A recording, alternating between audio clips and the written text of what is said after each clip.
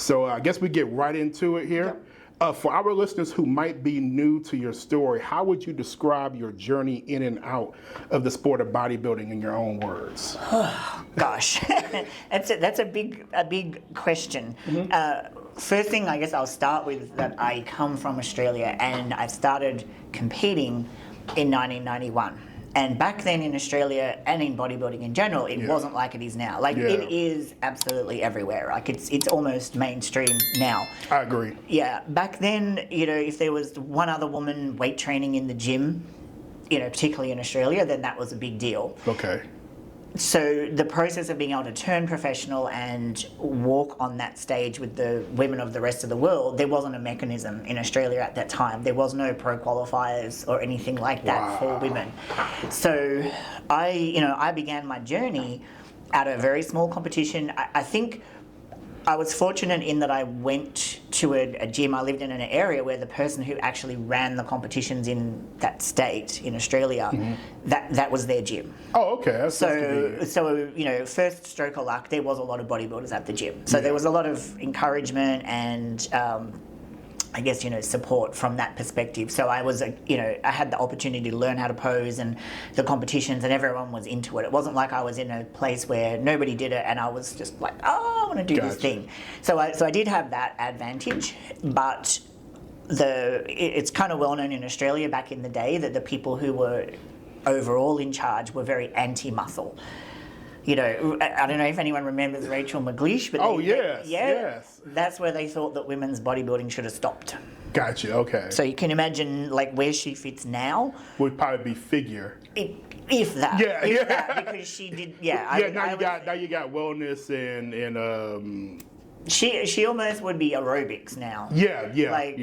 So that was where they thought it should have stopped. And I mean, I guess I had kind of been exposed a little bit to the NABBA side of things. So in Australia, and again, this is kind of getting technical into the federations. There's IFBB and there was NABBA. And I think over here in America, it's just IFBB. Like pretty there's much, other federations. Yeah, but they're like 0.1% of the IFBB has the most market share. Yeah, whereas in Australia, interestingly, it was kind of 50-50. Oh, okay. And NABBA was known for having the big people. Gotcha. Yeah, okay. So the IFBB was kind of more, okay, this is what's acceptable, and, you know, if you're really extremely talented, like, you know, Sonny Schmidt, okay, you go become professional. Yeah, but so I got exposed to Bernie Price and some of those, you know, much more muscular women because they were winning NABBA. But you got that kind of push of like, they're the horrible ones. But I was like, oh no, I like that. So in my journey there was the influence of both sides. So I got to see both sides, and I must admit, I'm a fan of the Mass Monster. It's male bodybuilding that got me into it. Oh, okay. Yeah, okay, not female bodybuilding. Gotcha, okay. Well, it was kind of male and female. I've always been fascinated by the physique. Yeah. And it was going to watch a competition where a young guy who trained at our gym, I want to say young guy, we were the same age, and seeing the women that were competing at that competition and kind of understanding like, oh, this is a thing that we can do. Then that's what got us into it. But then like I very, very quickly was like, no, I want the size. Didn't know whether I was going to be able to get it because I didn't start off obviously big. I was actually very small. Okay. I was like, I don't even know what it is in pounds, but I was... I can Google it. My first comp, I was like 49 kilos or something. Let's see, kilos to pounds. Kilos to pounds, maybe like under 120 pounds or something. Yeah, 108 pounds. Yeah, so think about that, and then, you know, my later comps, I got up to like 165. Okay. Ripped. So I didn't even know that I had the genetics to do it. But I just knew that I liked it. Gotcha. Yeah. So coming into it, my story actually was that I kind of flipped between IFBB and NABBA in Australia because I couldn't get where I wanted to go, but with NABBA I could, and that's how I got my 3 world titles. Was competing through NABBA because they were like shape, size, condition. Yep. Okay, great. There was none of this. But for a woman, you can only be this and you need to be that. But if you were tall, no. It was just like, okay, best athlete, you win. You didn't come in on point, you didn't win. Didn't matter how many titles you had behind you. So it was good. Yeah. You were treated like an athlete, not like a, the kind of that awkwardness of that you need to fit this mold. So my journey in ultimately was just getting so popular in Australia that they were like, oh no, we need her to be competing for us. And that was eventually what kind of pushed me to be able to get the pro card. They just created a special competition. Wow. Gave me the pro card. Yeah. And even... That's interesting. They see you over the other guys making waves. It's like, we need her over. Wow. Okay. Yeah. And that literally is the mindset. It's like, we, as the IFBB, we need to have the best athletes. Yeah, that's true. Yeah. And I pulled crowds. Like I could pose. I had the size, and they always knew that I'd bring something. And everyone would be talking about it. Everyone would go to NABBA, and they were like, "Nah, this isn't right." So it kind of timed in with the first pro show that they held in Australia, the first men's pro show. So they created a special comp and put me in. Wow. Yeah. So that was my journey in, and then at the time.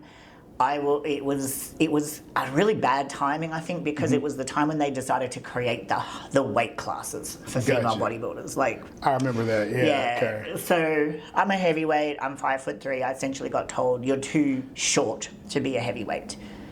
It's weight, not height. You know what I mean? It is weight, not height. But this is what I'm telling. This is what I'm saying. The difference between NABBA, where it was like, oh yeah, your shape's not bad. They couldn't criticize me on shape. Conditioning was on point. Yeah. And the muscularity was there. So okay, tick, tick, tick. And that's literally how NABBA does judge. That's what I'm talking about. Those three things. The IFBB, there's obviously a lot more to it. I got told at one comp, well, you were the first non-American, so be happy. What does that have to do with anything? I mean, the sit.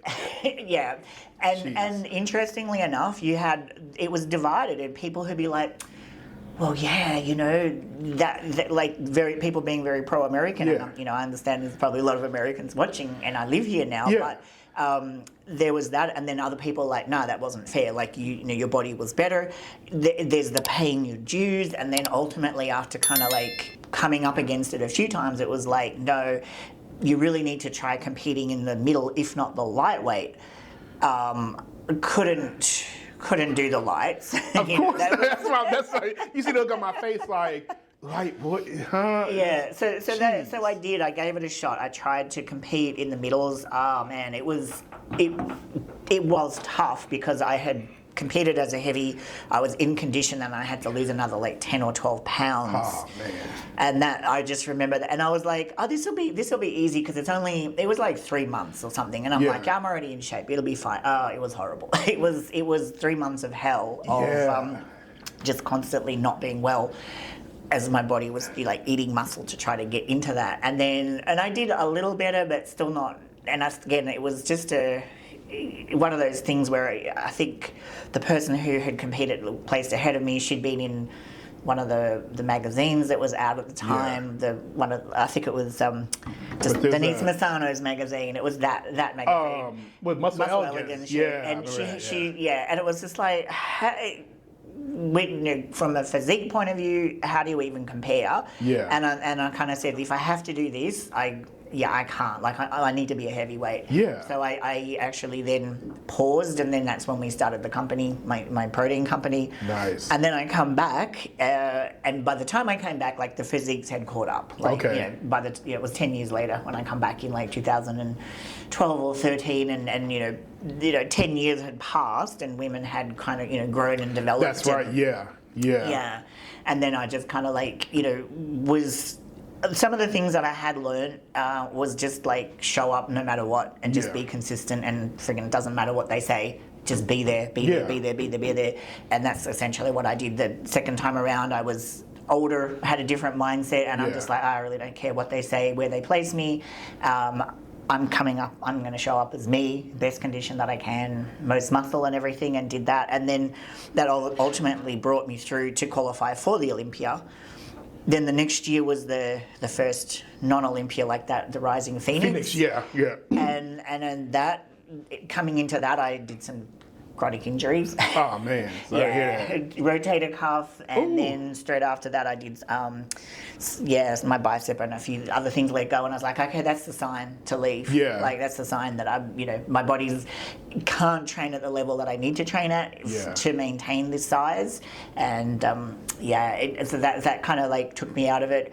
I know a lot's changed since, but also from doing the Olympia that year to then doing the Rising Phoenix, the Olympia is grandiose. Of course, like, yeah. It's, The Super Bowl of bodybuilding, the World Series, the Olympics of bodybuilding. That's why it's called the Olympia. Yeah. But for those who don't know out there, yeah. But the Rising Phoenix was supposed to be the equivalent, but it felt like a barbecue at your friend's house. Gotcha. It was intimate and it was nice. Yeah. But it was just on a whole. It was just like going around a friend's house versus going to like a massive concert at a. Gotcha. Yeah. So that's the different feel okay. that you got. It was kind of like, oh, yeah, this is cool for a big comp. And for people who don't know or who forgot, like for a while, the IFBB did away with the Miss Olympia bodybuilding, and they made the Rising Phoenix to kind of compensate, if you will, and say, hey, here's the top female bodybuilders can compete at the Rising Phoenix for. And don't get me wrong, the competition was fierce. Like they really worked the top. Like Margie and Helly and they really worked them hard. Yeah. And it was a great prize, like compared to what they'd ever got at the Olympia, having the truck and money and everything like that. So from that perspective, they did a lot for it. But the actual show itself, like as a competitor to go there, it was just like. And I don't mean to veer off, but I think probably part of it too, because like I was saying earlier when I was setting up, last year when I went to Vegas, that was actually my first time. So Vegas and Rising Phoenix is in Arizona. Those are two different things. Vegas, you got the glitz and the glamour and the posh and sympathetic, and then it's like, Arizona. You know what I'm saying? And you've got all of the other divisions and the That's expo true and too, all that kind of stuff. The So expo, and some celebrities come through the Olympia sometime, the actors, actresses, and whatnot. But it's just a totally different thing. But but like I say, my journey in was, it was a struggle up front, and I had to just be like, okay, this is what I want to do, and do it, and I enjoyed that. And then kind of coming back, it was more like a just being more like just consistent and regimented in my mindset of not having the ups and downs of this happened and then I let it affect me in this way.